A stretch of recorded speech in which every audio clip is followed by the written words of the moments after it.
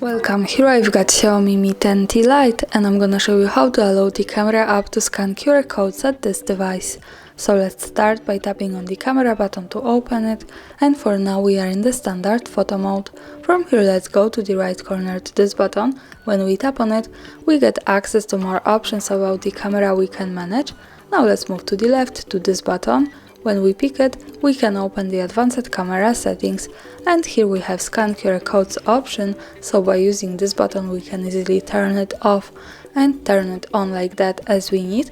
And of course I suggest you to keep this turned on, because this is the best and the easiest way to scan QR codes at this device, because now you can scan QRs by putting them inside the rear camera with the standard photo mode, and you don't need any other app to do it.